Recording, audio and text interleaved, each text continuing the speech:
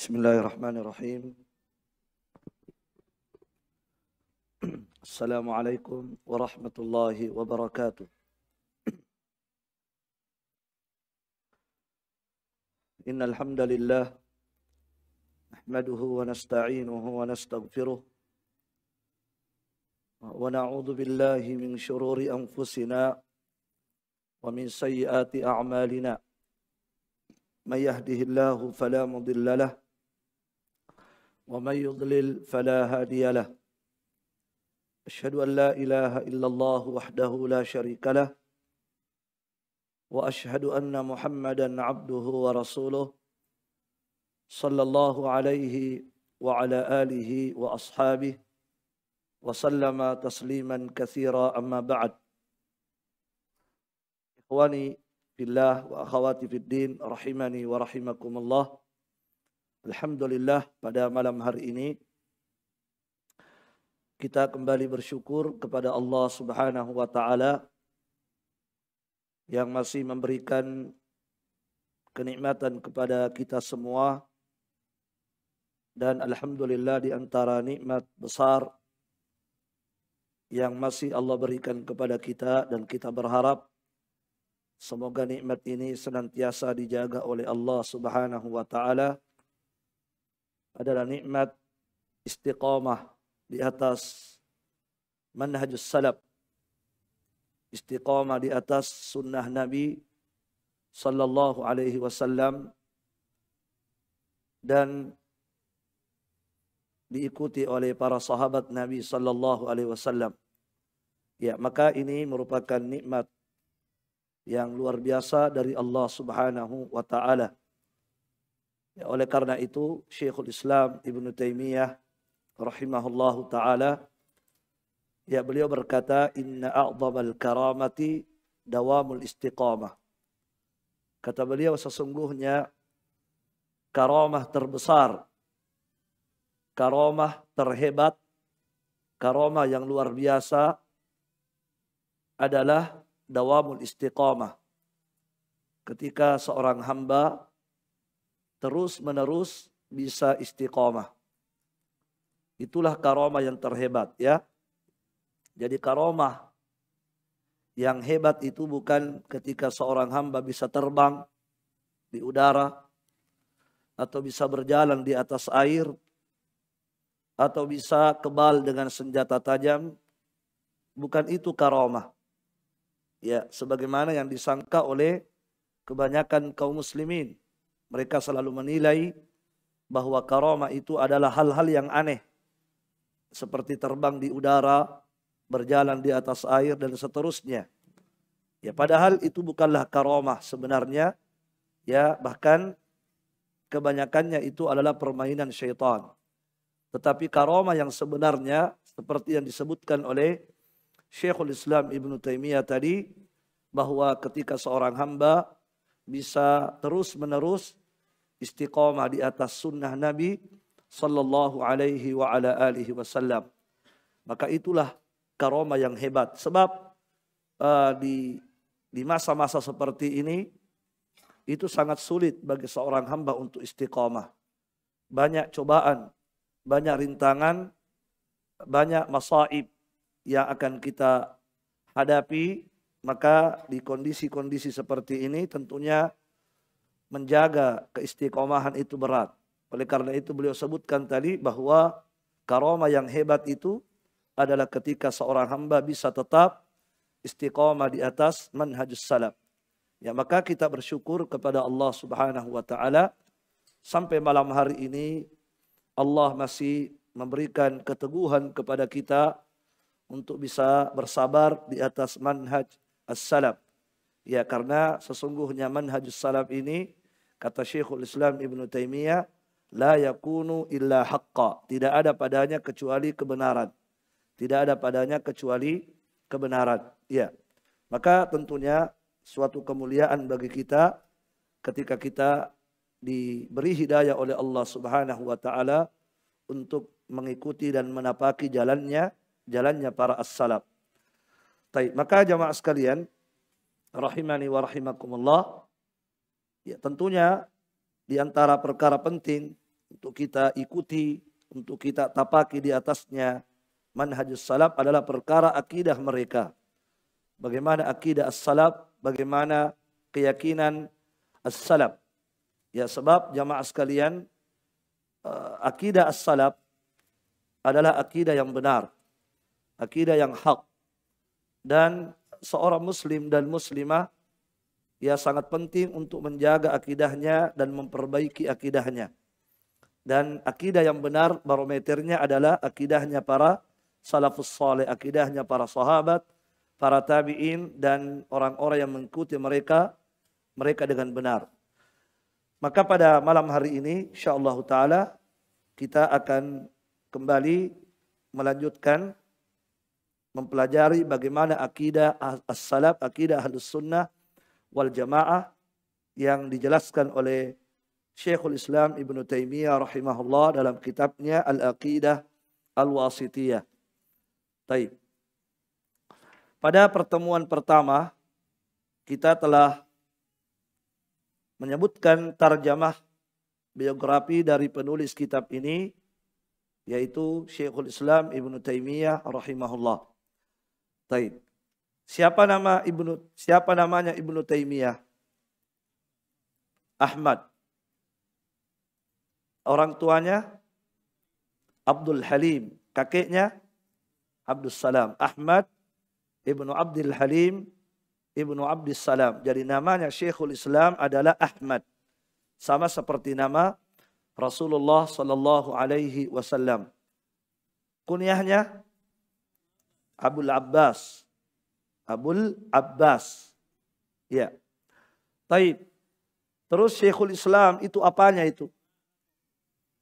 Laqabnya. Gelarnya ya. Jadi Syekhul Islam itu gelar beliau. Dan beliau lebih terkenal dengan gelarnya daripada namanya. Oleh karena itu, ketika para ulama menyebutkan tentang beliau, kebanyakannya ulama menyebutkan gelarnya, tidak menyebutkan namanya. Ya, makanya selalu kita dengarkan berkata Syekhul Islam. Ya, berkata Syekhul Islam, jarang kita mendengarkan namanya disebut. Ya, berkata Ahmad bin Abdul Halim, jarang ya. Yang sering kita dengarkan adalah berkata Syekhul Islam Ibnu Taimiyah. Terus Ibnu Taimiyah apanya? Gelar juga. Jadi kadang beliau disebut dengan gelar Syekhul Islam. Kadang disebut dua-duanya. Syekhul Islam Ibnu Taimiyah. Itu gelarnya ya. Adapun namanya Ahmad Ibnu Abdul Halim Ibnu Abdus Salam. Baik. Kemudian terkait dengan kitab Al-Aqidah Al-Wasithiyah. Ya. Apa artinya Al-Aqidah Al-Wasithiyah?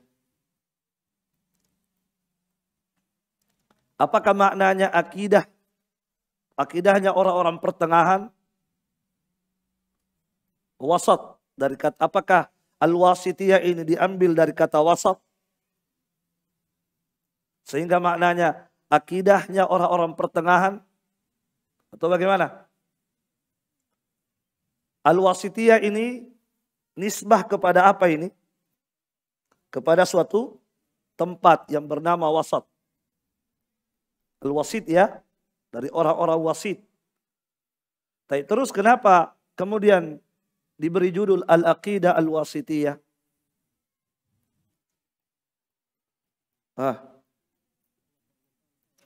Karena akidah ini ditulis oleh Syekhul Islam Ibnu Taimiyah atas permintaan orang-orang wasit. Ya, permintaan mereka. Ya, kenapa mereka meminta? Karena penduduk saat itu sudah didominasi oleh kebodohan. Ya, terutama dalam pembahasan akidah. Ya, sunnah-sunnah Nabi, terutama akidah-akidah yang dijelaskan oleh Nabi SAW, ya hampir mereka sudah lupakan. Maka dari situlah Al-Qadhi, ya hakimnya di situ, ulamanya di situ, mendatangi Syekhul Islam Ibnu Taimiyah untuk menuliskan ya poin-poin akidah untuk penduduknya penduduknya mereka. Taib. Ya. Jamaah sekalian rahimani wa rahimakumullah. Ini sudah kita terangkan ya terkait dengan kitab ini, ya bagaimana sebab dituliskannya kitab ini oleh Syekhul Islam Ibnu Taimiyah rahimahullahu taala. Taib. Kita akan mulai masuk membaca tulisan beliau rahimahullahu taala. Qala al-musannifu Syekhul Islam Ibnu Taimiyah rahimahullahu taala. Bismillahirrahmanirrahim. Alhamdulillahilladzi arsala rasulahu bil huda wa dinil haqq liyudhhirahu 'ala ad-din kullihi wa kafa billahi shahida. Wa ashhadu an la ilaha illallah wahdahu la syarika lah iqraran bihi wa tauhida. Wa ashhadu anna Muhammadan 'abduhu wa rasuluh sallallahu alaihi wa ala alihi wa sahbihi wa sallama tasliman mazida. Amma ba'd. Sebelum beliau menyebutkan poin-poin akidah dalam kitab beliau ini, maka terlebih dahulu beliau mengawalinya dengan basmalah dan pujian. Beliau mengawali kitabnya ini, tulisannya ini dengan basmalah dan pujian-pujian kepada Allah Subhanahu wa taala. Demikian pula bersalawat kepada Rasulullah sallallahu alaihi wa ala alihi wasallam. Ya. Beliau berkata tadi bismillahirrahmanirrahim. Ya. Jadi beliau mengawali dulu dengan menuliskan basmalah. Ya, dan ini adalah merupakan sunnah Nabi sallallahu alaihi wasallam. Jadi di antara sunnah Nabi sallallahu alaihi wasallam adalah mengawali tulisan-tulisan kita dengan menyebutkan basmalah. Ya, ini sunnah ya. Ini sunnah yang hendaknya setiap dari kita menghidupkan sunnah ini setiap kali kita menulis kitab-kitab atau tulisan-tulisan ilmiah. Baik. Adapun dasarnya, dasar atau dalil tentang sunnahnya mengawali tulisan dengan basmalah adalah hadis yang diriwayatkan oleh Al-Imam Al-Bukhari.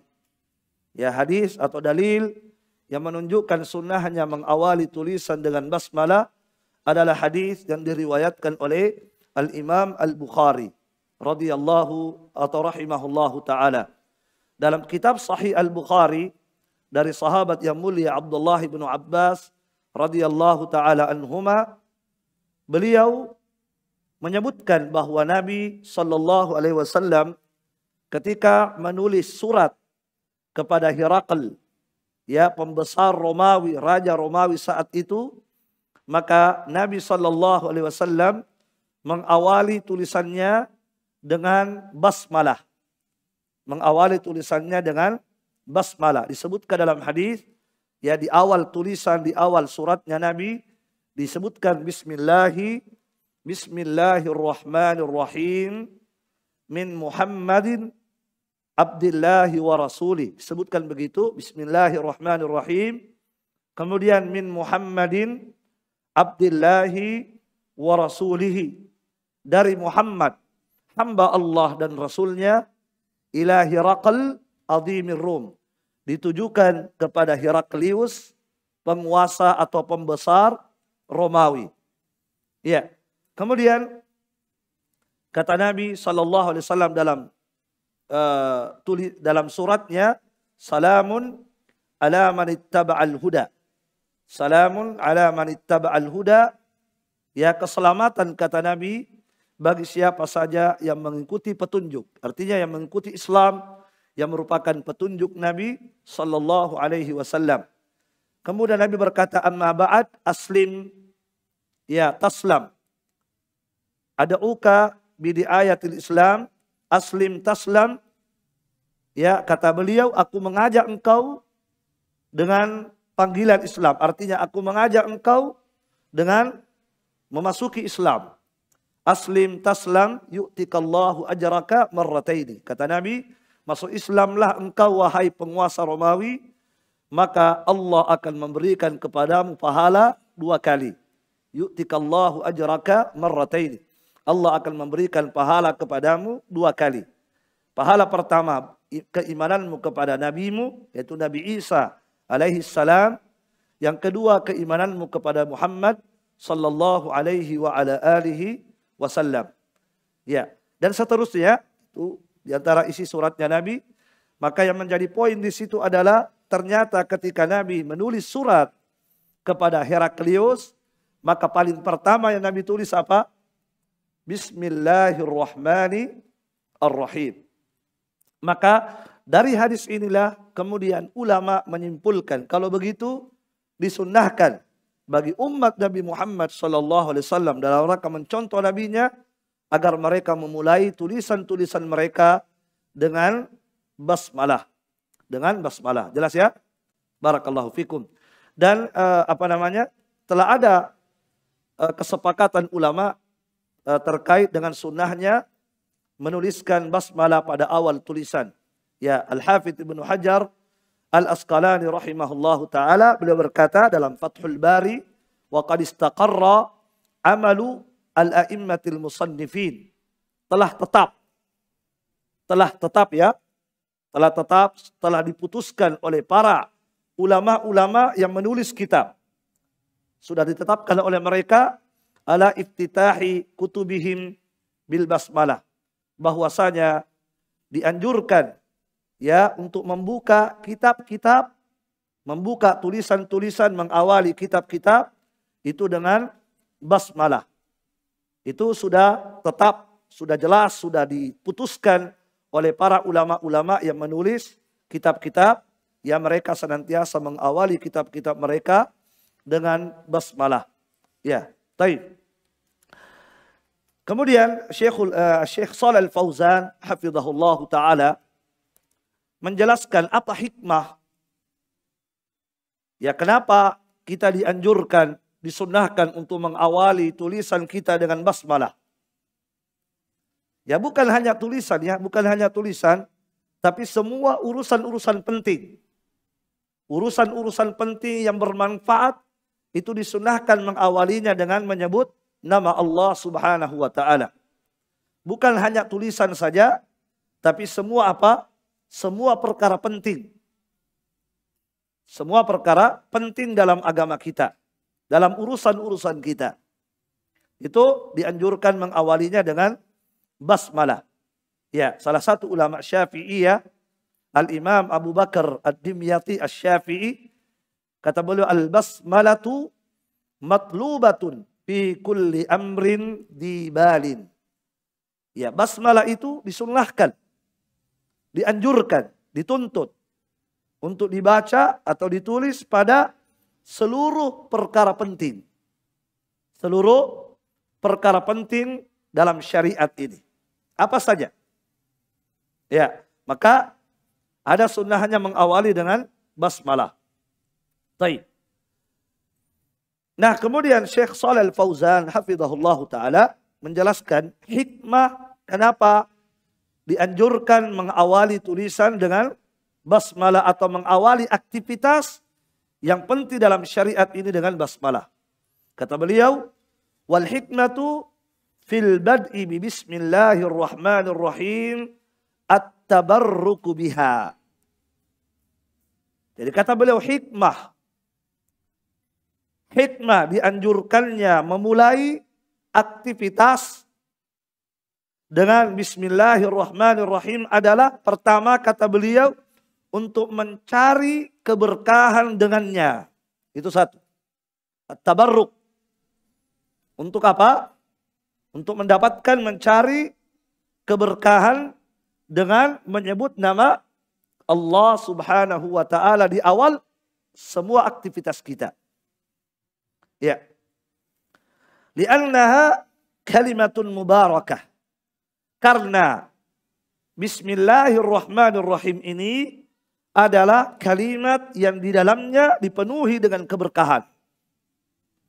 Sehingga ketika seorang hamba memulainya dengan Bismillahirrahmanirrahim, maka Allah akan memberikan keberkahan pada apa yang dia lakukan. Allah akan memberikan keberkahan pada apa yang dia lakukan. Oleh karena itu jamaah sekalian, berbeda keadaan orang yang memulai aktivitasnya dengan basmalah dengan orang yang tidak memulai aktivitasnya dengan basmalah. Ada perbedaan. Orang yang memulainya ikhlas karena Allah, mencontoh Nabi Sallallahu Alaihi Wasallam, maka dia akan mendapatkan keberkahan pada apa yang dia lakukan. Ada keberkahan. Ya. Oleh karena itu jamaah sekalian, rahimani wa rahimakumullah. Nabi Sallallahu Alaihi Wasallam itu ketika mengajarkan kepada sahabat, dan juga ini merupakan ajaran untuk kita semua, Nabi mengajarkan kepada sahabat agar ketika mereka ingin masuk ke dalam WC, maka mereka mengawali dulu dengan menyebut nama Allah. Baca dulu apa? Bismillah. Disuruh baca Bismillah. Kenapa? Sebab ada keberkahan. Ada keberkahan yang akan diperoleh dari Allah ketika seorang mengawalinya dengan apa? Dengan menyebut nama Allah. Apa keberkahan itu? Kata Nabi, satru ma baina aurati bani Adam, penutup, penghalang, ya, penghalang antara pandangan jin dengan auratnya manusia ketika dia ingin masuk ke dalam WC adalah bacaan Bismillah. Itu keberkahan. Ketika seorang hamba membaca Bismillah atau dia menyebut nama Allah Subhanahu wa Ta'ala ketika ingin masuk ke dalam WC, maka Allah akan memberikan keberkahan kepadanya. Apa keberkahan itu? Allah akan menghalangi pandangan jin untuk melihat auratnya ketika masuk ke dalam WC. Itu keberkahan. Sebab di dalam WC banyak jin. Ya kan begitu. Dan kita di dalam WC mau buka aurat. Maka jamaah sekalian, ketika seorang hamba menyebut nama Allah, maka disitulah Allah akan menghalangi pandangan jin untuk melihat aurat. Itu keberkahan. Itu contoh ya, contoh keberkahan. Ketika sahabat makan, mereka makan saat itu. Kemudian mereka berkata kepada Nabi, ya Rasulullah, inna na'kulu wa la nashba. Kami makan tapi kok tidak pernah kenyang. Itu kata mereka, kami makan tapi tidak kenyang. Dan mereka saat itu kekurangan makanan memang. Maka apa kata Nabi? Nabi mengajarkan, ijtami'u ala ta'amikum wadhkuru ismallahi alaihi yubarik lakum fi. Kalau kalian makan berkumpul, berjamaah. Kemudian sebutlah nama Allah ketika kamu makan. Ketika kamu ingin makan makananmu, sebut dulu nama Allah. Baca bismillah. Apa kata Nabi? Kalau engkau melakukan itu, Allah akan memberikan keberkahan pada makanan. Apa keberkahan itu? Sedikit, tetapi bisa mengenyangkan. Itulah keberkahan. Ketika seorang hamba menyebut nama Allah, maka kalau makanan kita sedikit, ya maka coba praktekkan itu. Berjamaah, kemudian sebutlah nama Allah, maka disitulah Allah akan memberikan keberkahan pada makanan kita. Jelas ya? Barakallahu fikum. Jadi intinya, Syekh Shalal Fauzan menjelaskan kepada kita hikmah kenapa disunnahkan mengawali aktivitas kita, termasuk menulis kitab. Hikmahnya apa tadi? Agar kita mendapatkan keberkahan dari Allah Subhanahu wa Ta'ala. Karena kita sudah menyebut namanya Allah Subhanahu wa Ta'ala. Apalagi nama yang disebut di situ luar biasa. Bismillah, nama Allah Allah. Ar-Rahman, Ar-Rahim. Itu nama-nama Allah semua yang kita sebut. Bahkan yang kita sebut apa? Yang kita sebut induknya nama Allah. Allah itu kan induk. Ya, semua nama kembali kepada Allah. Jelas ya? Maka disitulah keberkahan. Ya. Apa kata Nabi? Bagi orang yang melakukan hubungan suami istri. Seandainya mereka, kata Nabi, ketika mendatangi istrinya mengatakan Bismillah. Menyebut nama Allah ya, Bismillah. Diawali dengan itu, Bismillah. Ya, setelah itu dilanjutkan, ya antum lebih tahu doanya. Ya. Biar anak muda tahu. Sudah kursus. Ya, apa doanya? Bismillah. Untuk tahu sendiri, ada usah saya sebut. Tapi apa kata Nabi? Siapa yang membacanya? Bismillah Allahumma jannibna syaitan wa jannibi syaitan ma razaqtana. Siapa yang membaca itu, apa kata Nabi? Lam yadurrahu syaitanun abada. Seandainya Allah mentakdirkan dengan hubungan mereka, Allah takdirkan akan lahir seorang anak, laki-laki atau wanita, kembar atau tidak, lam yadurrahu syaitanun abada. Apa keberkahannya? Syaitan tidak akan bisa membahayakan anak itu selama-lamanya. Syaitan tidak bisa membahayakan anak itu selama-lamanya. Masya Allah. Itulah keberkahan. Di samping juga ketika suami istri menyebut nama Allah, jin tidak bisa melihat aurat mereka. Hati-hati. Suami istri kan tanpa aurat. Maka di antara berkah membaca, menyebut nama Allah, jin tidak bisa melihat aurat mereka berdua. Ya kan? Dan seandainya ada takdir Allah akan lahir anak dari situ, apa kata Nabi tadi? Syaitan tidak akan bisa membahayakan anak yang lahir itu selama-lamanya. Maknanya tidak bisa dibahayakan oleh syaitan, bukan maknanya tidak bisa digelincir ke dalam maksiat, ya bukan. Tapi maknanya adalah tidak bisa membahayakan akalnya dan badannya. Tidak bisa dirusak akalnya itu anak. Dan tidak bisa dibahayakan badannya. Masya Allah ya, luar biasa. Kadang ada anak yang lahir bagaimana? Akalnya error. Badannya pun bermasalah. Bukan berarti kita tuduh orang. Jangan tuduh orang. Kayaknya tidak baca bismillah. Tidak juga ya, tidak juga. Jangan kemudian berburuk sangka kepada orang lain. Boleh jadi itu musibah yang merupakan penggugur dosa untuk orang tuanya. Jangan berburuk sangka. Tapi di antara hikmahnya tadi apa? Syaitan tidak bisa apa? Menimbulkan bahaya pada akal anak itu dan pada badan anak itu. Dari mana ini? Dari keberkahan menyebut nama Allah Subhanahu wa taala. Jadi itulah hikmah kata Syekh Shalih Al-Fauzan, kenapa kita dianjurkan mengawali dengan basmalah. Kemudian kata beliau juga, ya, di samping itu yang pertama, wa min nahiyatin ukhra. Dan juga di sisi yang lain, bismillahirrahmanirrahim, fiha al-isti'anatu billah. Sisi yang kedua, hikmah yang kedua adalah ketika seseorang membaca bismillahirrahmanirrahim, maka dia telah meminta pertolongan kepada Allah terhadap apa? Untuk melakukan aktivitasnya.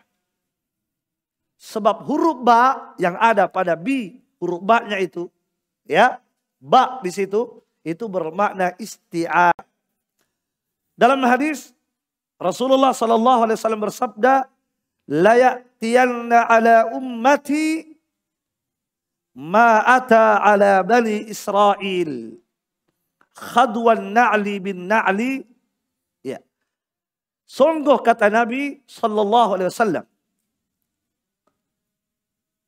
akan datang kepada umatku apa yang telah dilakukan oleh Bani Israel. Artinya umatku ini akan melakukan, akan mengerjakan apa yang dilakukan oleh Bani Israel, umat-umat dulu.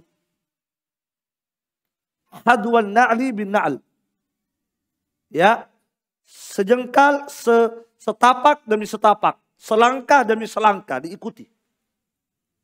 Hatta in kana ahaduhum, hatta in kana minhum man ata ummahu alaniyah, sampai-sampai jika seandainya ada di antara mereka Bani Israel, umat terdahulu, menzinahi istrinya secara terang-terangan di pinggir jalan, maka kata Nabi, lakana fi ummati man yasna'u dzalik.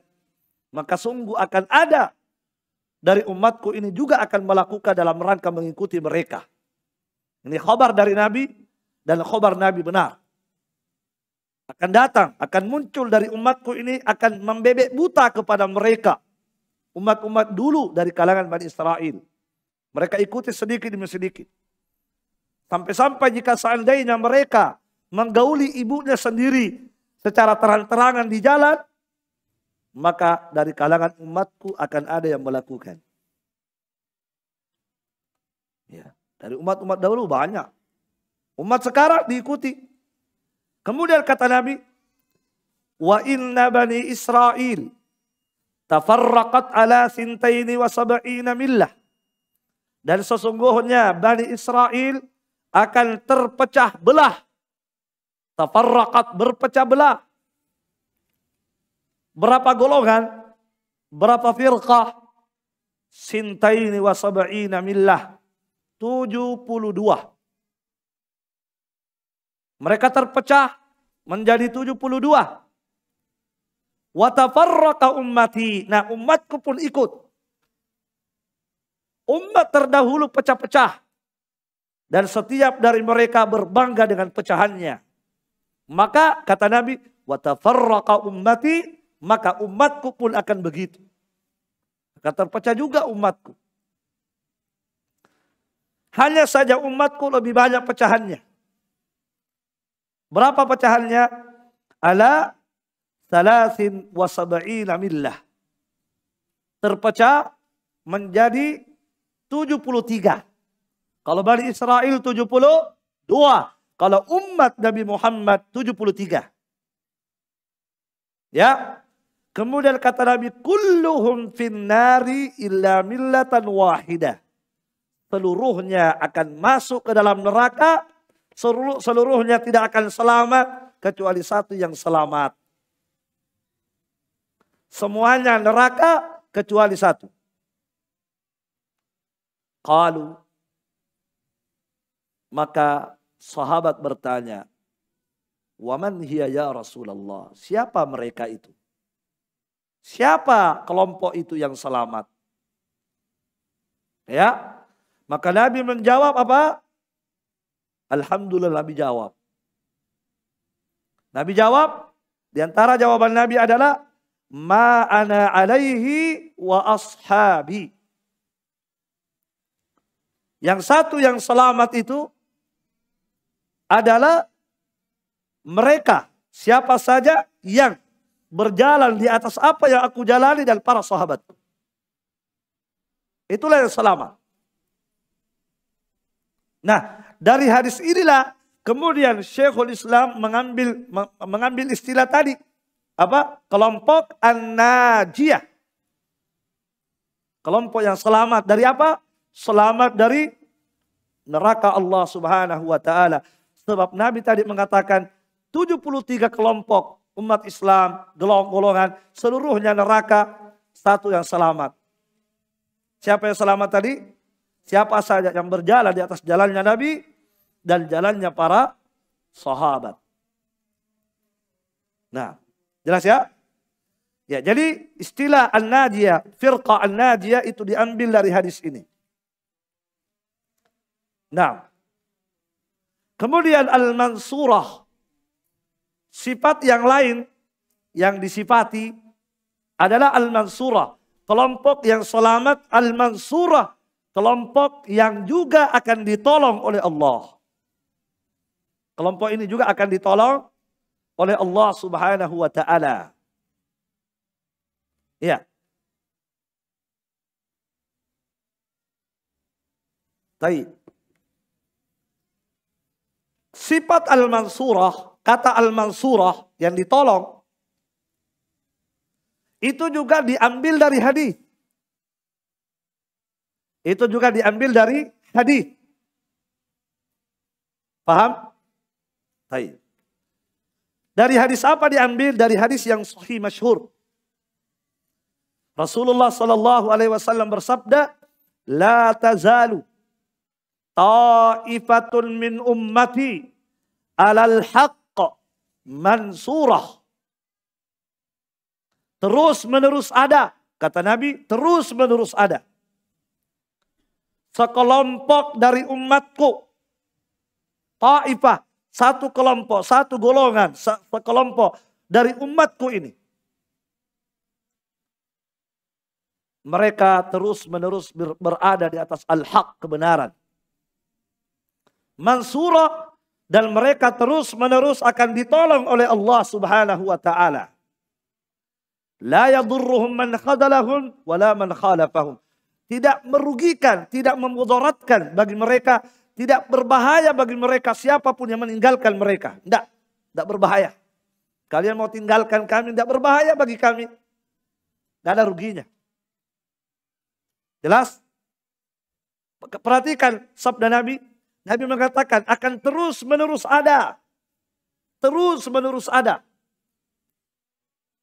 Ta'ifah, sekelompok manusia dari umatku ini. Mereka teguh, kokoh di atas kebenaran. Mansurah, dan akan ditolong oleh Allah subhanahu wa ta'ala. Disebutkan di situ mansurah, ditolong. Dari situlah diambil istilah itu tadi.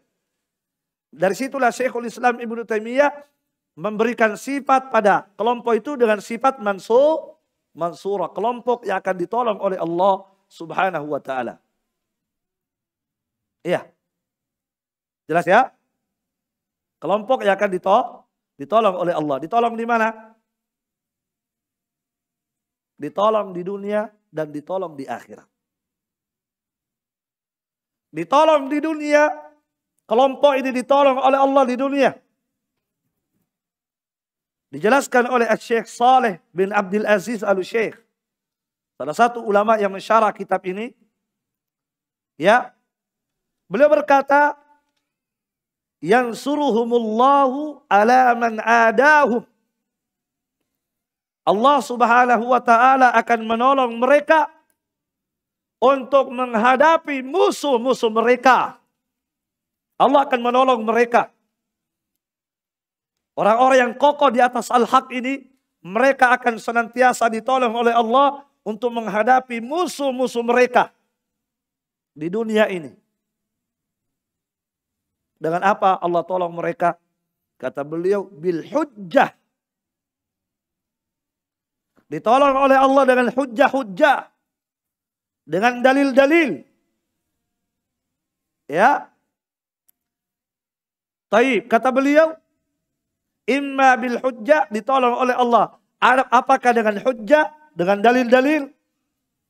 Wa imma bis sinani, atau ditolong oleh Allah dengan sinan, tombak. Artinya tombak apa? Kata beliau, ketika ada jihad.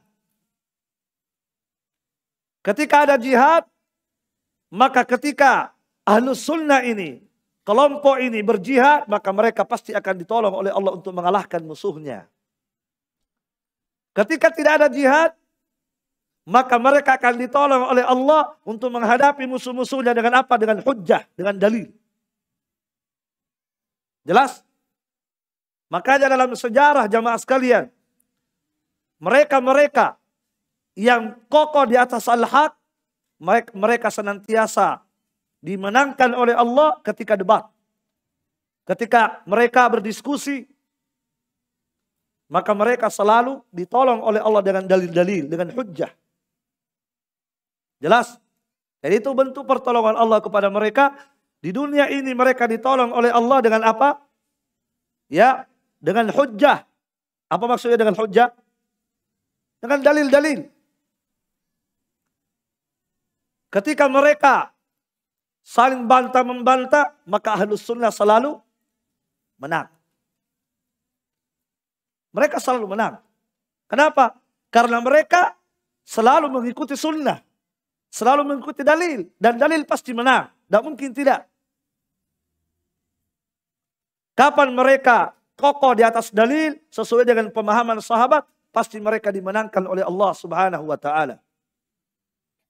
Lihat bagaimana Imam Ahmad dikepung oleh ahlul bidah.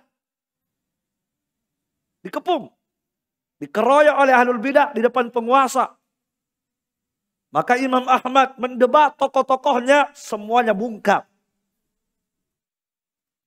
Syekhul Islam Ibnu Taimiyah pun demikian. Bahkan kitab ini ikhwas sekalian, ketika beliau tulis kitab ini, maka beliau dipanggil oleh penguasa. Dipanggil. Kenapa dipanggil? Sebab beliau di awal ini mengatakan ini keyakinannya kelompok yang selamat. Apa keyakinannya? Ini. Wah, ini kayaknya bermasalah ini.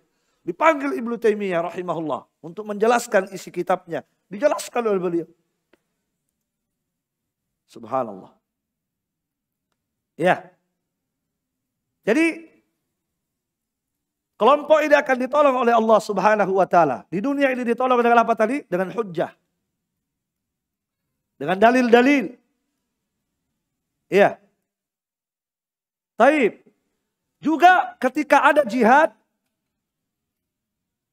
dan mereka al-firqah al-nadiyah al-mansurah ini ikut berjihad, maka juga mereka akan ditolong oleh Allah untuk mengalahkan musuh-musuhnya.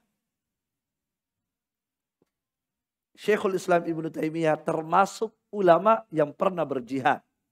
Beliau dimenangkan oleh Allah. Dalam sejarah, siapapun yang berada di atas kebenaran, di atas jalannya Ahlus Sunnah wal Jamaah, ketika mereka berjihad melawan musuh, mereka selalu menang. Kenapa? Karena mereka ditolong oleh Allah. Kenapa Allah tolong mereka? Karena mereka kokoh di atas agama Allah. Mereka komitmen memegang akidah yang mereka warisi dari Nabi Sallallahu Alaihi Wasallam dan para sahabat. Jelas ini? Ya. Maka oleh karena itu apa kata Nabi tadi? Akan terus menerus ada sekelompok manusia yang teguh di atas kebenaran yang akan ditolong oleh Allah. La yadurruhum man khadalahu. Orang-orang yang menyelisihi mereka tidak membahayakan. Tidak membahayakan. Iya, jelas ya? Iya, barakallahu fikum. Dan juga mereka akan ditolong di hari kiamat. Ditolong oleh Allah di dunia. Pertolongannya Allah tadi dengan hujjah atau dengan dimenangkan dalam pertempuran. Ditolong oleh Allah di hari kiamat. Akan disebutkan ya dalam Al-Quran. Allah Subhanahu wa ta'ala berfirman. Ya. Inna lanansuru rusulana. Walladina amanu fil hayatid dunya. Wa yawma yakumul ashhad. Kata Allah Subhanahu wa ta'ala, sesungguhnya kami, kata Allah, betul-betul pasti akan menolong rasul-rasul kami. Kami pasti tolong. Dan juga orang-orang yang beriman bersama rasul tersebut. Kami pasti tolong. Ini janji Allah Subhanahu wa ta'ala. Sesungguhnya kami, kata Allah, betul-betul pasti kami akan menolong rasul-rasul kami. Dan siapa? Dan siapapun yang beriman dan mengikuti rasul-rasul tersebut, kami pasti tolong. Di mana ditolong? Fil hayatid dunia, di kehidupan dunia ini kami tolong. Di kehidupan dunia ini kami tolong. Ditolong dengan apa? Dijelaskan oleh ulama tafsir. Ya, kata Al-Imamul Baghawi rahimahullah, fahum mansuruna bil hujjati ala man khalafahum. Yaitu mereka akan ditolong oleh Allah dengan hujjah-hujjah. Dengan dalil-dalil untuk mengalahkan orang-orang yang menyelisihi mereka. Itu di dunia. Wa yawma yakumul ashhad. Dan pasti juga kami akan menolong rasul-rasul kami. Dan juga orang-orang yang beriman mengikuti rasul-rasul kami dengan benar. Juga kami akan tolong mereka di hari ketika para saksi-saksi berdiri. Kami akan tolong mereka. Ketika apa? Ketika para ashhad, saksi-saksi berdiri. Siapa yang dimaksud saksi-saksi di sini? Dijelaskan oleh Al-Imamul Baghawi rahimahullah dalam tafsir beliau, yaitu yakumul hafadhatu minal malaikati, yaitu para al-hafadhah dari kalangan malaikat. Para malaikat akan berdiri bersaksi. Siapa yang mau dipersaksikan? Kelompok Rasul dan orang-orang yang beriman. Dan kelompok yang tidak mengikuti Rasul dan tidak beriman kepada Rasul-Rasul tersebut. Berdiri para malaikat. Bersaksi. Ya, apa yang mereka persaksikan? Yashhaduna lirrusuli bitabligh wa 'alal kuffari bitakdzib. Malaikat-malaikat itu akan bersaksi di hadapan Allah bahwa Rasul-Rasul ini telah menyampaikan. Tetapi mereka-mereka yang kelompok ini mendustakan. Paham gak? Jadi itu bentuk pertolongan Allah Subhanahu wa taala kepada orang-orang yang mengikuti Rasul sallallahu alaihi wasallam yang akan ditolong oleh Allah. Di dunia mereka ditolong dengan hujjah, dengan dalil untuk melawan musuh. Ya, di akhirat mereka akan ditolong oleh Allah Subhanahu wa taala di mana para malaikat akan berdiri bersaksi bahwa Rasul ini telah menyampaikan. Sementara yang lain yang tidak ikut kepada Rasul, kemudian malaikat berkata, tapi mereka dustakan, mereka tidak ikuti ajaran Nabi. Barakallahu fikum. Jelas ya? Taib. Kemudian kata Syekhul Islam Ibn Taimiyah. Jadi ini adalah keyakinannya, akidahnya kelompok yang selamat. Kelompok yang akan ditolong oleh Allah. Maka kalau kita sudah memahami bahwa inilah akidah. Akidahnya siapa? Akidah kelompok yang selamat. Akidah kelompok yang akan ditolong. Maka pegang teguh ini akidah. Pegang teguh. Sebab ini sebab keselamatan. Sebab pertolongan Allah ketika Anda memegang teguh akidah ini. Sebab ini bukan akidahnya orang celaka. Tapi ini akidahnya al-firqah an-najiyah. Akidahnya al-ta'ifah al-mansurah. Ini akidahnya. Iya. Dan tentunya kita semua mau menjadi pengikut al-firqah an-najiyah. Kita ingin menjadi pengikut at-ta'ifah al-mansurah, kelompok yang ditolong oleh Allah ini. Maka siapa yang ingin mendapatkan keselamatan di dunia dan di akhirat, ditolong oleh Allah di dunia dan di akhirat, maka berakidahlah dengan akidah mereka. Berakidahlah dengan akidah mereka. Ya, Syekhul Islam Ibn Taimiyah rahimahullah ketika menulis ini dibaca oleh mereka, muqaddimahnya dipanggil Ibn Taimiyah. Dipanggil. Disidang. Ibn Taimiyah disidang beliau. Dari awal, baru awalnya mereka baca, bahaya ini. Sudah ada kelompok yang selamat, kelompok yang ditolong. Akhirnya Ibn Taimiyah dipanggil. Kemudian Ibnu Taimiyah mulai dibantah. Ya, berarti kalau begitu menurut kamu,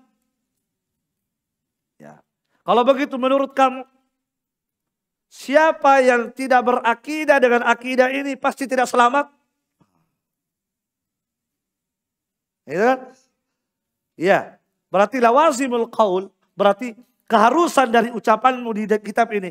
Berarti siapa yang tidak memakai akidah ini pasti tidak selamat. Sebab kamu mengatakan ini akidahnya kelompok yang salah. Berarti kalau tidak berakidah dengan akidah ini pasti tidak selamat. Makanya seperti itu mereka hati-hati. Ya, barakallahu fiik. Kalau kita menjawab iya, bahaya kita. Kenapa? Sebab banyak ulama Ahlus Sunnah tergelincir akidahnya. Banyak. Terutama dalam pembahasan asma wa sifat. Al-Hafidz Ibnu Hajar tergelincir. Al-Imam Nawawi tergelincir dalam pembahasan asma wa sifat. Dan ini akidah Ahlus Sunnah. Kalau begitu, Al-Imam Nawawi tidak selamat. Itu kan. Al-Hafidz tidak selamat. Masya Allah. Lihat jawaban Ibnu Taimiyah. Apa kata Syekhul Islam Ibnu Taimiyah ketika disidang? Baru ini ya, baru ini. Baru buka lima mereka, ini sudah ada lain-lain di sini. Maka Ibnu Taimiyah mengatakan, iya. Lam akul hada walam yaqtadihi kalami. Ketika mereka berkata, ya apakah maknanya? Ketika engkau berkata bahwa ini adalah akidahnya kelompok yang selamat, berarti kalau begitu apakah maknanya? Siapa yang tidak berakidah dengan akidah ini tidak selamat dari neraka? Pasti neraka? Kata Ibnu Taimiyah, bukan begitu maksud saya. Lam aqul bihadza. Aku tidak pernah mengatakan begitu. Kamu sendiri yang simpulkan. Ya kan begitu. Itu kan kesimpulan kamu. Tetapi aku hanya berkata dalam kitabku, inilah akidahnya kelompok yang selamat. Inilah akidahnya kelompok yang selamat.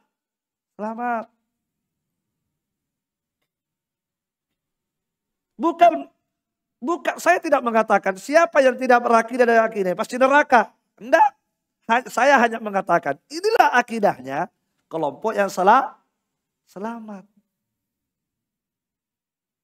Apakah kemudian kita memahami kalau begitu yang tidak berakidah dengan akidah ini pasti tidak selamat? Belum tentu. Kenapa? Sebab boleh jadi ada orang tidak sengaja tergelincir seperti para ulama. Paham nggak? Cuma saya hanya menjelaskan inilah akidahnya kelompok yang selamat ini. Maka siapa yang berakidah dengan akidah ini, maka telah dijanjikan untuknya keselamatan. Nah, itu maksudnya. Itu maksud saya. Siapa yang berakidah dengan akidah ini, maka dijanjikan untuknya keselamatan oleh Allah Subhanahu wa taala sebagaimana hadis. Paham? Makanya kalau ada orang menyelisihi akidah ini, kita tidak boleh mengatakan pasti dia neraka. Tidak bisa. Tapi dia terancam begitu. Terancam. Tapi memastikan tidak. Terancam dia. Ketika dia menyelisihi akidah ini, maka terancam tidak selamat. Tapi apakah pasti tidak selamat? Tidak. Sebab masalah memastikan bukan kita yang berhak. Yang memastikan surga neraka hanya Allah Subhanahu wa taala. Hanya saja ketika kita menyelisihi maka dikhawatirkan terancam apa? Terancam tidak selamat begitu. Paham? Ya. Jadi siapa yang berakidah dengan akidah ini maka apa tadi? Mutawa'ad. Kata Ibnu Taimiyah, mutawa'ad artinya dijanjikan untuknya keselamatan. Barakallahu fikum. Jelas ya? Iya. Taib. Kata Syekhul Islam Ibnu Taimiyah, ila qiyamis sa'ah, sampai tegaknya hari kiamat. Artinya jamaah sekalian, inilah akidahnya kelompok yang selamat, kelompok yang ditolong oleh Allah, ditolong sampai hari kiamat. Akan terus menerus ada. Akan terus menerus muncul sekelompok manusia yang kokoh di atas kebenaran, yang akan ditolong oleh Allah kelompok ini sampai kapan? Sampai tegaknya hari kiamat. Makanya dari setiap masa ke masa pasti ada sekelompok manusia. Kadang jumlahnya banyak, kadang jumlahnya sedikit. Kadang di negara ini sedikit, di negara lain banyak. Tapi akan ada. Akan ada. Dimanapun dia berada. Akan ada sekelompok manusia yang tetap tegak di atas kebenaran. Yang akan ditolong oleh Allah Subhanahu wa taala sampai hari kiamat. Akan ada. Tidak mungkin Allah menghilangkannya. Sebab kapan mereka sudah hilang, sudah tidak ada yang tegak di atas kebenaran itu, maka kalau begitu hari kiamat akan terjadi. Iya, jelas ya? Iya, akan ada terus. Akan ada terus menerus ada. Tidak pernah kosong, tidak pernah berhenti. Tidak pernah hilang itu sekelompok manusia ini. Siapa mereka? Siapakah mereka al-firqatun najiyah itu? Siapakah mereka kelompok yang akan ditolong oleh Allah itu? Siapa mereka? Kata Syekhul Islam Ibnu Taimiyah, ahli sunnati wal jamaah. Itulah yang dimaksud. Kelompok yang selamat, kelompok yang ditolong. Siapa mereka? Mereka adalah ahlus sunnah wal jamaah. Maka siapa yang berakidah dengan akidahnya Ahlus Sunnah wal Jamaah, maka mereka lah yang akan selamat. Mereka lah yang akan ditolong oleh Allah Subhanahu wa taala. Iya. Jelas ya? Naam. Baik. Jadi kalau kita baca tadi Ahlus Sunnah di dhamma, maka dia adalah khobar. Maksudnya apa khobar? Khobar terhadap mubtada yang terhapus. Artinya apa? Artinya ini adalah penjelasan. Siapa mereka itu? At-Ta'ifah al-Mansurah. Siapa mereka itu? Al-Firqatul Najiyah. Siapa mereka? Mereka adalah Ahlus Sunnah wal Jamaah. Ya, mereka adalah Ahlus Sunnah wal Jamaah. Itulah kelompok yang akan selamat. Itulah kelompok yang akan ditolong oleh Allah Subhanahu wa taala. Ya. Apa akidahnya mereka? Akan kita bahas. Apa akidahnya Ahlus Sunnah wal Jamaah? Beliau akan sebutkan di sini. Ya, paham gak? Ya, baik. Nah sekarang, siapa itu Ahlus Sunnah wal Jamaah? Jadi Ahlus Sunnah wal Jamaah itu nama lain dari At-Ta'ifah al-Mansurah. Nama lain juga dari Al-Firqatul Najiyah. Sama semua. Al-Firqatul Najiyah, Ahlus Sunnah wal Jamaah, At-Ta'ifah al-Mansurah itu sama. Sama semua. Siapakah mereka ini? Nah, di sini banyak orang akhirnya mengaku saya Ahlus Sunnah wal Jamaah. Sayalah orangnya. Kamilah orangnya. Kalian bukan. Orang sekarang sangat mudah mengaku Ahlus Sunnah wal Jamaah. Kalau sekadar pengakuan, semua orang bisa mengaku. Yang dibutuhkan adalah pembuktian. Betul gak? Apa buktinya kamu Ahlus Sunnah wal Jamaah? Apa buktinya? Siapa yang mengaku Ahlus Sunnah wal Jamaah al-bayyinatu ala mudda'i. Yang mengklaim sesuatu, tolong tunjukkan buktinya. Hat burhanakum in kuntum shadiqin. Mari tunjukkan buktimu kalau kamu benar Ahlus Sunnah. Mana buktinya? Ya, buktinya karena kami kelompok mayoritas. Apakah seperti itu ciri Ahlus Sunnah wal Jamaah? Apakah itu dikatakan Ahlus Sunnah wal Jamaah mayoritas? Bukan. Kalau begitu siapakah Ahlus Sunnah wal Jamaah? Siapakah mereka yang disebut dengan Ahlus Sunnah wal Jamaah itu? Hah? Apakah ada label organisasi? Tidak.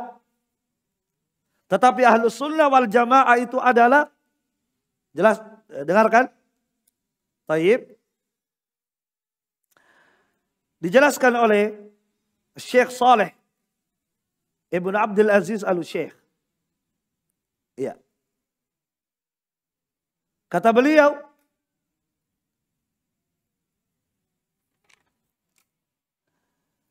Ahlus Sunnah itu adalah ma kana alaihi Nabi sallallahu alaihi wasallam minal aqwali wal a'mali wat takrirat. Ya. Ahlus Sunnah wal Jamaah adalah, Ahlus Sunnah dulu ya. Kata Ahlus Sunnah itu adalah siapa saja yang berjalan di atas jalannya Nabi sallallahu alaihi wasallam. Siapa saja yang berjalan mengikuti Nabi sallallahu alaihi wasallam. Apakah mengikuti ucapannya atau mengikuti perbuatannya atau mengikuti persetujuannya, takrirnya, persetujuannya. Nabi setuju itu. Itulah yang dimaksud dengan Ahlus Sunnah. Makanya mereka disebut Ahlus Sunnah. Kenapa disebut Ahlus Sunnah? Karena mereka komitmen teguh mengikuti sunnah. Sunnah itu apa? Segala sesuatu yang bersumber dari Nabi itu sunnah. Jelas? Ahlus sunnah artinya orang-orang yang komitmen teguh mengikuti sunnah Nabi. Apa itu sunnah? Segala sesuatu yang bersumber dari Nabi itulah sunnah. Ucapannya, perbuatannya, persetujuannya, akidahnya itulah sunnah. Jelas itu? Nah. Kemudian ada kata al-jamaah. Ahlus sunnah wal jamaah. Apa artinya ahlus sunnah tadi? Orang-orang yang apa? Orang-orang yang teguh, kokoh mengikuti sunnahnya Nabi. Apa itu sunnah Nabi? Ucapannya, perbuatannya, persetujuannya, dan segala yang bersumber dari Nabi. Itulah ahlus sunnah namanya. Berarti tidak berbicara organisasi. Pokoknya siapa saja orangnya. Jelas? Kemudian ada kata al-jamaah. Apa makna al-jamaah? Siapa yang dimaksud al-jamaah di sini? Nah, pernah ada yang datang, saya Ustadz, kami yang dimaksud. Anda dari mana? Saya Islam jamaah. Itu jamaah kata Nabi. Saya Islam jamaah. Ada pernah yang datang ke saya begitu. Ya. Nah, al-jamaah yang dimaksud di sini, siapa yang dimaksud? Dua sahabat Nabi menjelaskan. Abdullah bin Mas'ud radhiyallahu taala anhu dan sahabat Abu Mas'ud al-Ansari al-Badri. Mereka berkata al-jamaah adalah as-sawadul a'zam. Al-jamaah yang dimaksud adalah as-sawadul a'zam. Apa artinya as-sawadul a'zam? Kelompok yang mayoritas. As-sawad al-a'zam. Ya, as-sawad artinya sesuatu yang hitam dan besar. Artinya kelompok yang banyak, yang mayoritas. Itu yang dimaksud. Nah, dari sinilah ada sebagian orang kemudian mengklaim, kamilah ahlus sunnah wal jamaah. Kenapa? Karena mayoritasnya akidah yang ada di Indonesia adalah akidah itu. Kalau begitu kamilah yang dimaksud as-sawadul a'zam, mayoritas. Di semua negara akidah ini mayoritas. Kalau begitu mereka yang dimaksud adalah ahlus sunnah wal jamaah. Sebab al jamaah dijelaskan oleh sahabat tadi apa? As-sawadul a'zam. Itu kelompok mayoritas. Baik, jamaah sekalian. Ketika sahabat mengatakan seperti itu, siapa yang mereka maksud saat itu? Ketika sahabat mengatakan as-sawadul a'zam, ketika mereka ya ada hadis Nabi mengatakan ya kalau kalian berbeda pendapat fa'alaikum bis-sawadil a'zam, maka hendaklah kalian kembali kepada kelompok mayoritas. Pertanyaannya, siapa kira-kira yang dimaksud oleh Nabi saat itu? Saat itulah ya yang dibicarakan oleh sahabat Ibnu Mas'ud yang ada pada masa beliau. Pertanyaannya, siapa yang mayoritas saat itu? Siapa yang mayoritas yang ada di Madinah? Apakah ahlul bidah atau ahlus sunnah? Ahlus sunnah. Siapa ahlus sunnah saat itu? Sahabat. Maka as-sawadul a'zam, kelompok mayoritas yang dimaksud dalam hadis kalau sahih hadisnya, atau kelompok mayoritas yang dimaksud oleh Ibnu Mas'ud dan sahabat Abu Mas'ud al-Badri yang diinginkan siapa? Sahabat Nabi saat itu. Itulah yang dimaksud.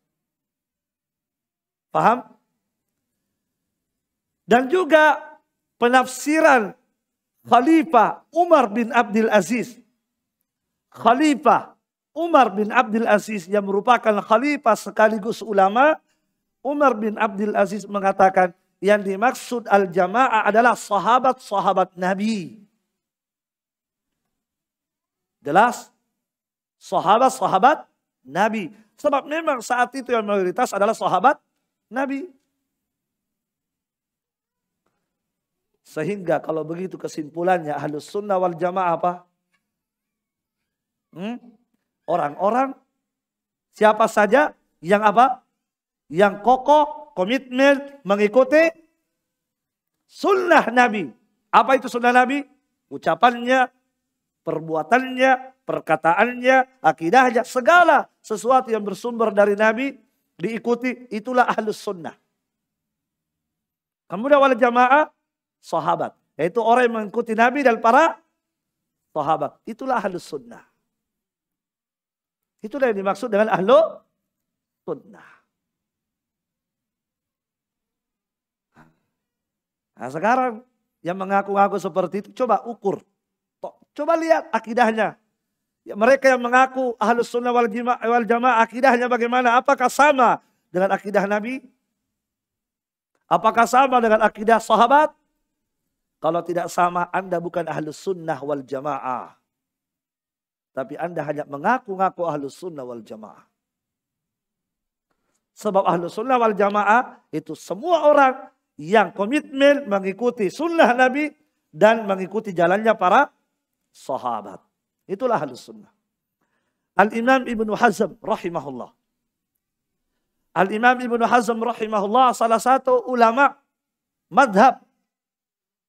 Cuma beliau madhabnya zahiri. Ya, madhabnya adalah madhab zahiri. Tapi dia ulama diakui. Diakui dalam Islam, diakui oleh para ulama yang lain. Beliau berkata, Al-Imam Ibnu Hazm berkata dalam kitabnya Al-Faslu fil Milali wal Ahwa'i wan Nihali. Kata beliau, Ahlus Sunnah wal Jamaah itu kata beliau, fa innahumus sahabatu. Mereka itu adalah para sahabat. Mereka itu adalah para sahabat. Radhiyallahu anhum. Semoga Allah meridhai mereka. Wa kullu man salaka nahjahum min khiyarit tabi'in rahmatullahi alaihim.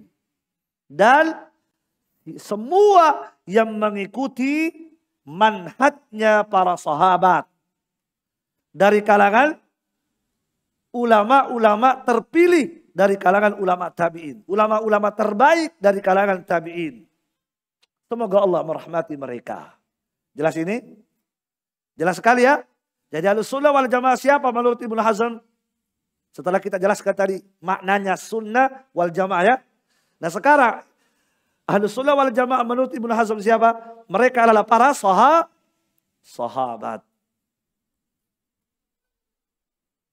Kenapa mereka disebut?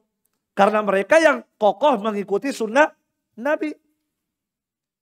Kemudian mereka juga semua orang, siapa saja dia yang mengikuti manhajnya, metodenya, jalannya para sahabat. Apakah itu dari kalangan tabi'in atau yang datang setelahnya. Selama mereka mengikuti manhajnya para sahabat, maka itulah ahlus sunnah wal jamaah. Bisa dipaham? Bisa ya? Baik. Ya.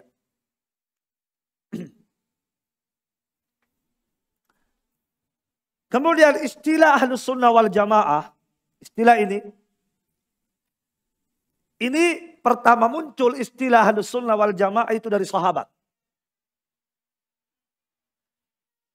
Kata ahlus sunnah wal jamaah ini muncul dari lisan sahabat. Sahabat Abdullah ibnu Abbas. Abdullah ibnu Abbas. Ketika Abdullah ibnu Abbas menafsirkan firman Allah. Allah berfirman dalam Al-Quran. Yauma tabayyaddu wujuh wa taswaddu wujuh. Pada hari kiamat. Pada hari itu. Ya. Banyak wajah-wajah manusia memutih. Dan juga banyak wajah-wajah manusia menghitam. Itu kata Allah subhanahu wa ta'ala. Di hari kiamat, di hari itu banyak wajah-wajah manusia memutih, bercahaya, bersinar. Dan juga banyak wajah manusia menghitam. Kata Allah subhanahu wa ta'ala. فَأَمَّا الَّذِينَ بِيَضَّتْ وُجُوهُهُمْ فَفِي رَحْمَةِ اللَّهِ هُمْ فِيهَا خَالِدُونَ. Adapun mereka yang wajah-wajahnya memutih, maka mereka akan berada di dalam rahmat Allah Subhanahu wa taala. Adapun mereka wa ammal ladzina suwaddat wujuhuhum fa finnar. Adapun mereka yang wajah-wajahnya menghitam, mereka akan berada dalam neraka kata Allah Subhanahu wa taala. Dua wajah. Wajah yang hitam bercahaya, wajah yang hitam dan kusam. Kemudian Abdullah bin Abbas menjelaskan siapa wajah siapa yang bercahaya dan wajah siapa yang kusam dan hitam. Kata Abdullah bin Abbas dalam tafsir, dalam buku-buku tafsir, beliau berkata, ya. Kata Ibnu Katsir rahimahullah dalam tafsir beliau, tabyaddu wujuhu ahli sunnati wal jamaah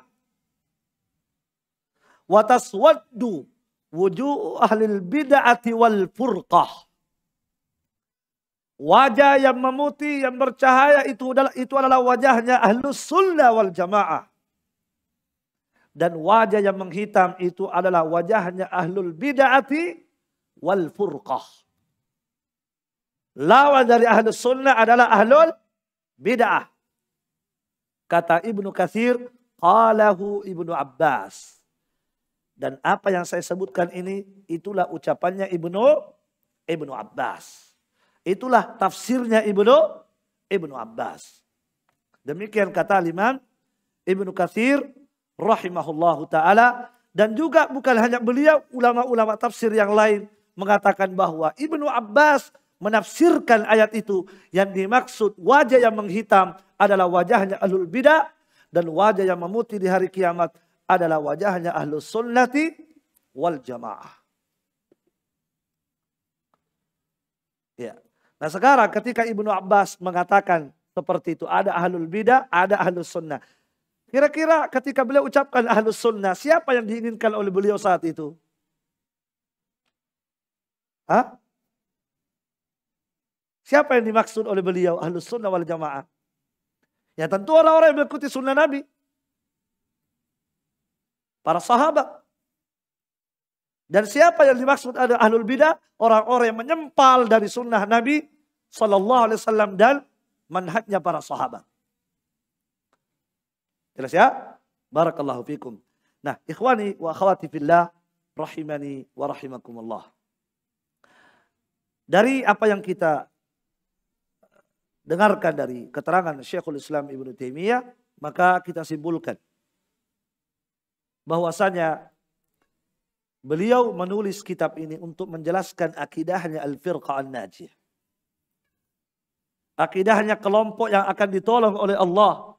Akidahnya kelompok yang akan selamat. Siapa mereka? Itulah ahlus sunnah wal jamaah. Siapa ahlus sunnah wal jamaah tadi? Ya, mereka-mereka yang komitmen, teguh, konsisten mengikuti sunnah Nabi dan para sahabat. Makanya Nabi mengatakan ketika menjelaskan tentang kelompok yang selamat. Nabi ditanya, siapa kelompok yang selamat itu? Apa jawaban Nabi? Ma ana alaihil yauma wa ashabi. Siapa saja yang berjalan di atas jalanku hari ini. Siapa saja yang berjalan di atas jalanku pada hari ini. Dan juga para sahabatku. Itulah yang selamat. Faham? Ya, jamaah sekalian. Rahimani wa rahimakumullah. Maka siapa saja yang mengaku ahlus sunnah wal jamaah timbang. Ukur dengan ini tadi. Apakah dia mengikuti sunnah Nabi? Apakah dia mengikuti akidahnya Nabi atau tidak? Samakah akidahnya dengan akidah Nabi? Samakah akidahnya dengan akidah para sahabat? Kalau tidak sama berarti bukan ahlus sunnah wal jamaah. Bukan. Iya. Dalam pembahasan akidah, misalnya ukur akidahnya dengan akidah Nabi. Bagaimana dia memahami sifat-sifat Allah. Bagaimana ketaatannya kepada penguasa. Lihat. Bagaimana akidahnya kepada penguasa yang zalim. Lihat di situ. Kalau dia tetap mendengar dan taat kepada penguasa yang zalim sejahat apapun. Dia sabar. Tidak melakukan kudeta. berarti itu ciri Ahlus Sunnah wal Jamaah. Kenapa? Sebab itulah ajaran Nabi dan para sahabat. Tapi ketika dia tidak sabar dengan penguasa yang jahat, memanas-manasi orang, pokoknya sikat. Masa penguasa didiamkan begitu? Masa begini kalian pengecut? Berarti ini akidahnya sudah menyempal dari akidah Ahlus Sunnah wal Jamaah. Ketika ada orang meyakini Al-Quran bukan kalamullah. Ketika ada yang meyakini bahwa firman Allah bukan kalam Allah. Tapi mengatakan Al-Quran makhluk misalnya. Atau tidak berani mengatakan makhluk. Tetapi intinya bukan kalam Allah. Intinya bukan kalam Allah. Terus apa? Berbelit-belit. Begini. Makhluk. Tidak berani mengatakan makhluk. Sebab kalau dia mengatakan makhluk jelas. Jahmiyah. Bukan Ahlus Sunnah. Kelompok Jahmiyah. Kelompok Ahlul Bidah. Nah, kalau ada yang meyakini. Sebab Nabi dan para sahabat meyakini Al-Quran adalah firman Allah, kalam Allah. Allah berbicara. Kata mereka tidak, Allah tidak berbicara. Jangan katakan Allah punya kalam. Oh iya. Ini sudah. Anda Ahlus Sunnah. Ya, kami asli Ahlus Sunnah. Ketika ada yang berkata, jangan berkata Allah di atas. Siapa yang punya akidah Allah di atas arsy, maka bukan akidah Ahlus Sunnah wal Jamaah. Pak, bangun dulu, cuci muka dulu, Pak. Apa betul bukan Ahlus Sunnah wal Jamaah yang meyakini Allah di atas? Nabi meyakini Allah di atas. Para sahabat meyakini Allah di atas. Maka siapa yang meyakini Allah Subhanahu wa ta'ala tidak di atas arsy, berarti ini bukan akidahnya Rasulullah, bukan akidahnya para sahabat. Kenapa? Sebab Nabi meyakini itu. Banyak dalil-dalil akan kita bahas nanti di kitab Aqidah Al-Wasithiyah.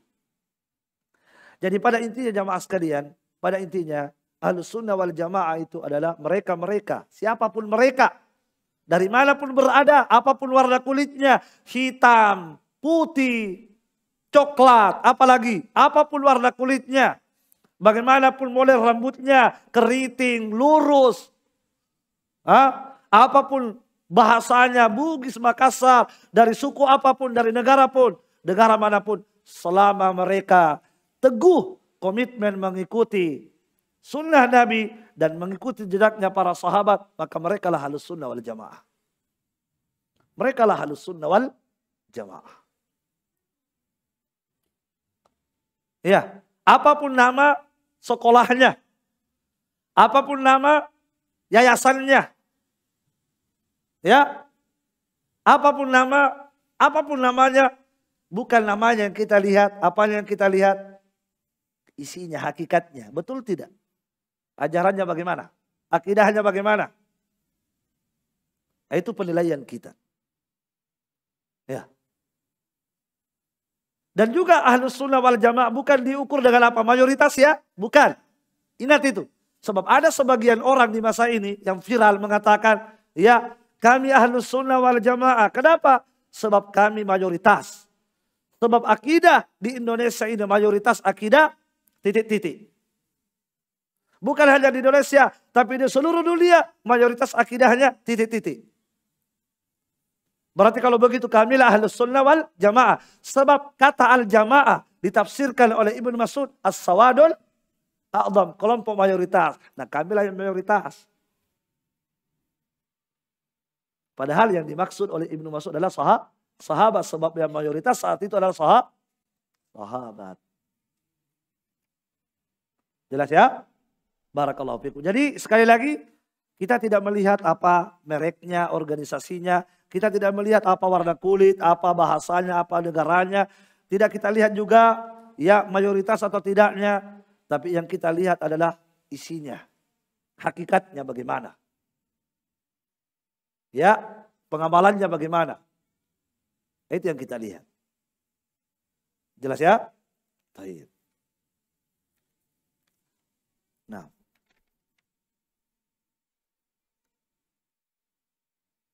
Ya. Dan ikhwani fillah rahimani wa rahimakumullah, ketika ada saudara kita yang berjalan di atas jalan Ahlus Sunnah wal Jamaah, ya, maka hendaklah kita saling menguatkan. Sebab kita ini jumlahnya sedikit jika dibandingkan dengan kaum muslimin yang lain. Jumlah Ahlus Sunnah itu sedikit. Sedikit jika dibandingkan dengan selain Ahlus Sunnah. Sedikit. Makanya apa kata Nabi tadi? 73. Terus yang Ahlus Sunnahnya satu. Berarti jumlah mereka selalu minoritas. Ya. Ini kalau dibandingkan dengan jumlah seluruh manusia. Barakallahu fikum. Nah, oleh karena itu jamaah sekalian, ya, ketika kaum muslimin diberikan hidayah untuk mengikuti manhajnya Ahlus Sunnah wal Jamaah, mengikuti manhajnya para sahabat Rasulullah SAW, maka hendaklah di antara mereka saling menyayangi. Ya, sebab sudah sedikit, masa mau berkelahi lagi? Masa mau ribut lagi? Ya harusnya yang kita kedepankan adalah ukhuwah. Selama kita tahu mereka Ahlus Sunnah betul-betul komitmen mengikuti jalannya para sahabat, terutama akidah mereka mengikuti akidah para sahabat, sudah. Ya, mereka adalah Ahlus Sunnah wal Jamaah. Jelas ya? Nah, oleh karena itu para ulama menasihatkan. Di antaranya adalah Sufyan Ats-Tsauri rahimahullah. Ya. Idza balagaka an rajulin bil masyriqi sahib sunnatin wa akhar bil maghrib, jika telah sampai berita kepada kita semua bahwasanya ada satu saudaramu ya, berada di masyriq, hidup berada di bagian timur, wa akhar bil maghrib, ya, dan yang lain ada di daerah barat, dan saudaramu ini adalah sahibu sunnah. Dia adalah sahibu sunnah, orang-orang yang komitmen mengikuti sunnah Nabi. Maka jika telah sampai kepadamu berita bahwa ada saudaramu di sana, dia adalah sahibu sunnah, komitmen mengikuti sunnah Nabi, maka fab'ats ilaihi ma bis salam. Maka kirim salamlah kepadanya. Kirim salam kepadanya. Sampaikan salammu kepadanya. Wada'u lahuma, dan doakanlah dia. Doakanlah dia. Doakan. Ya, ketika kita mendengarkan bahwa ternyata di negeri Cina sana ada orang yang Ahlus Sunnah wal Jamaah sendiri lagi, Masya Allah. Maka berikan salam, kuatkan dia. Doakan dia, kuatkan. Ucapkan salam kepadanya. Sampaikan salammu kepadanya. Dimanapun dia berada, di barat atau di timur. Selama dia sahibu sunnah. Selama dia orang yang komitmen mengikuti sunnah Nabi Sallallahu Alaihi Wasallam. Ini nasihat beliau. Kata beliau, sebab aqalla ahli sunnati wal jamaah. Sebab sungguh alangkah sedikitnya ahli sunnah wal jamaah itu. Alangkah sedikitnya. Alangkah sedikitnya ahli sunnah wal jamaah. Ya.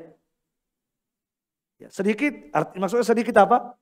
Sedikit dibandingkan dengan selain Ahlus Sunnah.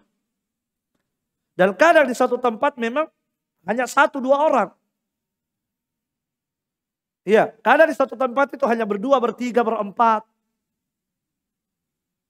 Nah, ketika sampai berita kepada bahwa di sana, di pelosok sana, yang tidak ada jaringan, tidak ada listrik, ternyata di sana ada saudaramu yang berjuang mempertahankan sunnah Nabi Sallallahu Alaihi Wasallam, maka doakan mereka. Doakan mereka agar mereka diberi keteguhan oleh Allah Subhanahu wa taala. Sebab mempertahankan sunnah itu berat. Berat sekali. Subhanallah. Ini nasihat luar biasa. Terlebih lagi jamaah sekalian, tatkala kita mendengarkan ada saudara kita di sana yang baru kenal sunnah. Baru kenal. Itu pun dia berjuang untuk mempertahankannya. Hanya mungkin ada perbedaan sedikit dengan kita. Ya, harusnya apa? Harusnya kita talatuf. Berlemah lembut kepada mereka, mendoakan mereka. Ya, di kondisi mereka sedang berjuang, mengamalkan sunnah, memelihara jenggotnya. Di kondisi mereka berjuang, mereka sangat cintanya kepada sunnah. Maka tugas kita adalah mendoakan mereka supaya Allah teguhkan mereka. Ya. Sebagian orang, begitu bertemu dengan saudaranya, apa mauqifmu? Kamu ikut sama siapa? Saya ikut sama ini. Langsung disikapi. Tidak begitu. Ya. Jadi ketika kita melihat ada saudara kita yang nampak darinya sahibu sunnah, maka tugas kita adalah menguatkan dia, mendoakan dia.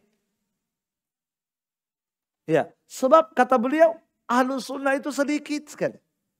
Sedikit. Barakallahu fikum. Ya. Jadi ini nasihat yang sangat luar biasa dari beliau. Bagaimana kita ya selalu menjaga ukhuwah.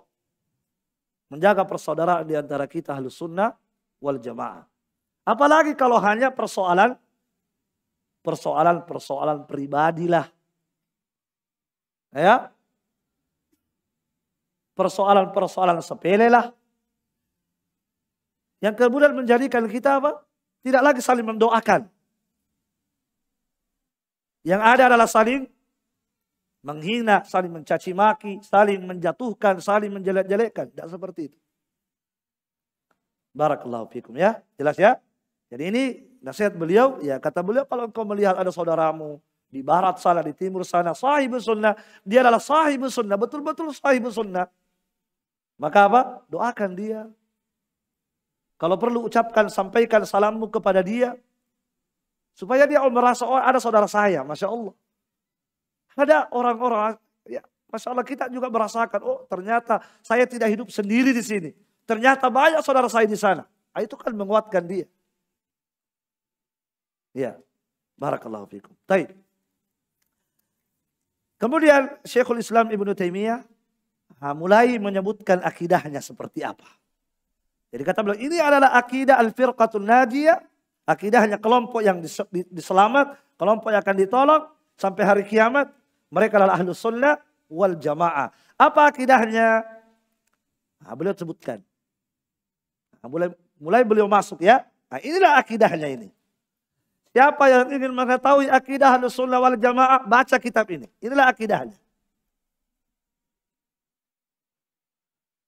Dari sinilah nanti kita akan mengukur. Kita akan mengukur akidah-akidah yang lain. Kalau dia keluar dari akidah ini, sebab apa yang disebutkan oleh Syekhul Islam Ibnu Taimiyah ini, inilah betul akidah Ahlus Sunnah ini sudah. Ya. Apa itu? Kata beliau, kita baca sedikit. Wa huwal imanu billahi wa malaikatihi wa kutubihi wa rusulihi wal ba'si ba'dal mauti wal imani bil qadari khairihi wa syarrihi. Kata beliau, yaitu satu. Disebutkan pertama, beriman kepada Allah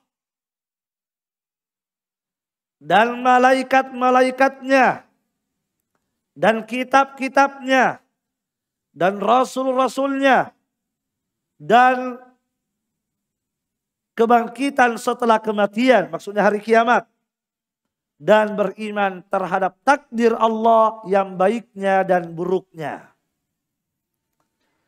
Nah, ini akidah al-firqatun najiyah.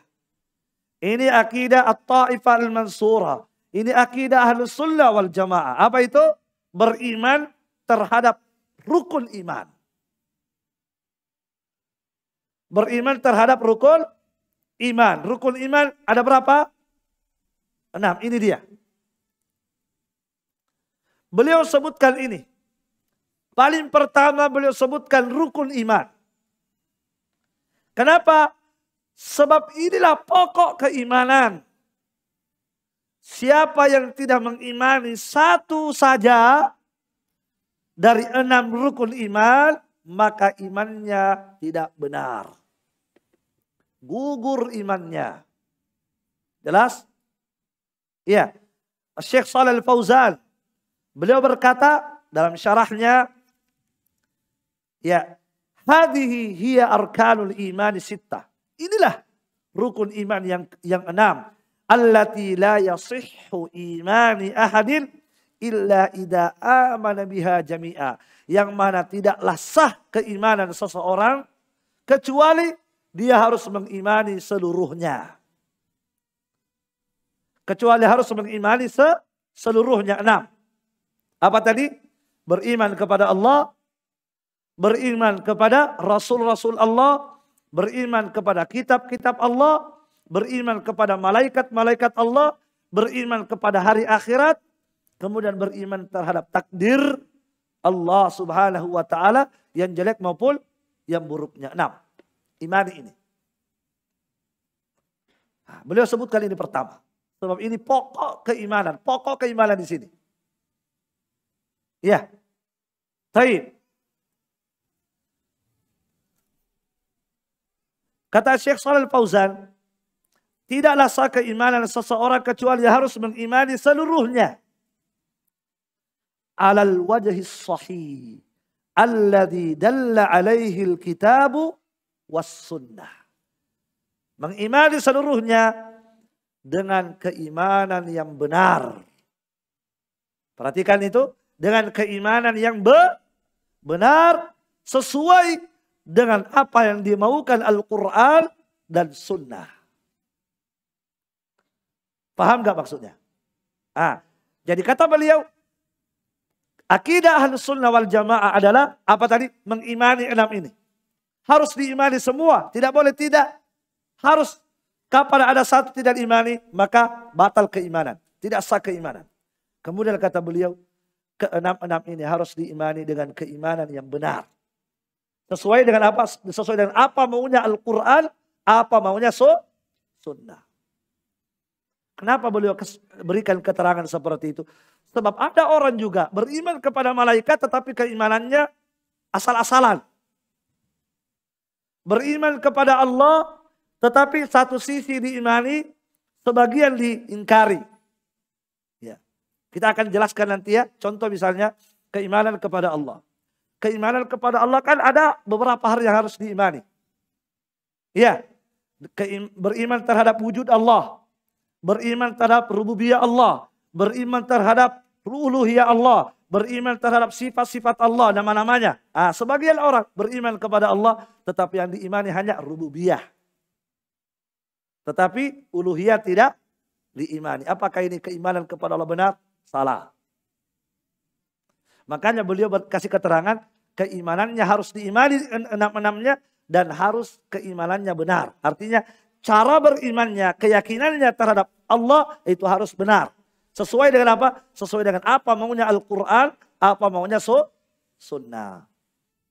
Paham? Iya. Jamaah sekalian rahimani wa rahimakumullah. Ini pertama ya, kata beliau, akidah Ahlus Sunnah wal Jamaah adalah mengimani rukun iman yang ke-6. Ya, terkait dengan rukun iman yang ke-6 ini kita akan rinci nanti satu persatu. Mulai dari iman kepada Allah, seperti apa yang harus kita imani. Bagaimana keimanan kita yang benar kepada Allah. Kemudian beriman kepada malaikat. Ya, apa yang harus diimani pada malaikat. Seperti apa keimanan kita kepada malaikat itu yang benar. Itu akan kita bahas. Kemudian kitab, bagaimana keimanan kita kepada kitab Allah. Seperti apa yang harus kita imani dan seterusnya. Ya, kepada Rasul. Kepada, apalagi kepada hari kiamat. Apa yang harus diimani terkait hari kiamat. Kemudian terhadap takdir Allah. Seperti apa keimanan yang benar.